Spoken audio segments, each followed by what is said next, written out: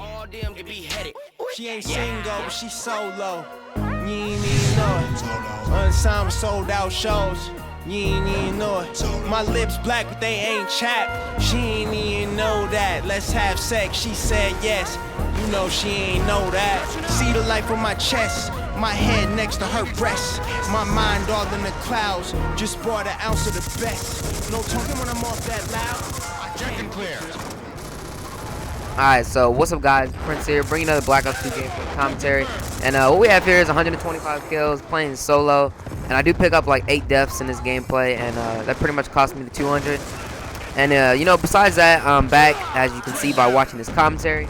And hopefully my channel is going to grow much better now. I mean, it was terrible timing. I started moving houses, like I moved like I don't know, 2 miles or something down the road.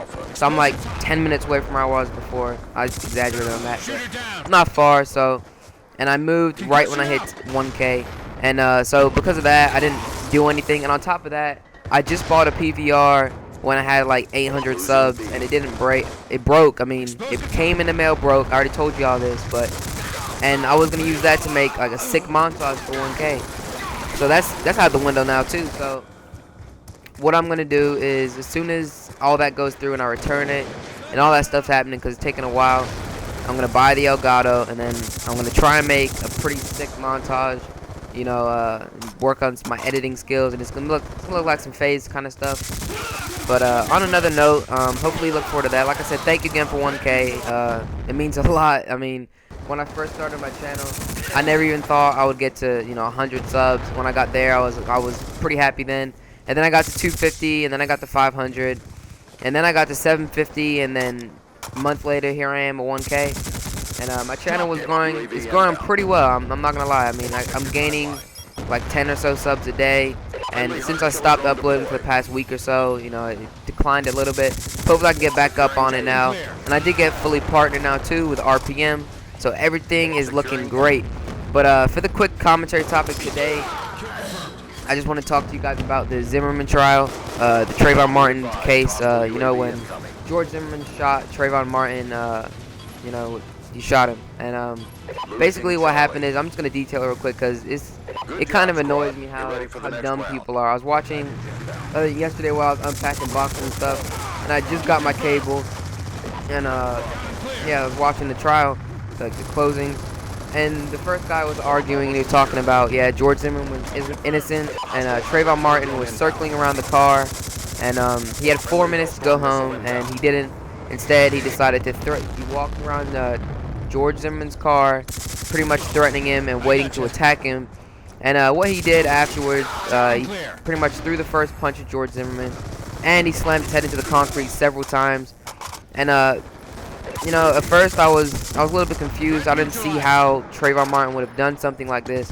And then the next guy comes in defense of Trayvon Martin, and he's talking about all this stuff, and he brings up a very good point. How did Trayvon Martin punch George Zimmerman repeatedly, slam his head into the concrete several times, yet has no blood under his fingernails or anything? And on top of that, they were debating about who screamed, because there's a recording of somebody screaming, and the screaming stops the second the gun goes off. And George Zimmerman actually does call the police and alerts them of he shot somebody, calls and said he shot somebody, but the screaming stops the second that the gun shot is fired, and you can hear it. It stops almost instantly, and so they're debating on that. But if George Zimmerman was really wanting to help, and call the police and all that, he wouldn't have stopped screaming. He'd have been trying to, bring, Trayvon Martin back to life, or check to see if he's alive still. He'd still been screaming for help and all that, but he didn't. So the screaming obviously was not him, and it was Trayvon Martin. And unfortunately for, Trayvon, the way the situation is, there's not much evidence supporting his side, and it's more on George Zimmerman, pretty much because, he's alive, and Trayvon, it's not funny, but, Trayvon Martin isn't alive, and he can't defend himself. And the guy in Trayvon's defense, the lawyer, said repeatedly, the living deserve respect, and the dead deserve the truth. And Trayvon does deserve the truth. I mean, it kind of bothers me because I know if I do something wrong, you know, then I have to own up to it. You know, it kind of eats away at you. And you know, killing somebody like that is just ridiculous. And what I think about him is the guy that was actually defending George Zimmerman talked about how scrawny and how weak and how, you know, he couldn't fight, or George Zimmerman couldn't fight, and all this kind of stuff. And pretty much what I'm leading to believe is that pretty much George Zimmerman took on the role of a neighborhood watch to get some power, a little bit more respect, and because he tried to, you know, make his own arrest, which he should not have done in the first place, and he got beat down, and pretty much because of that, he killed somebody because he was, I don't know, tired of losing, metaphorically.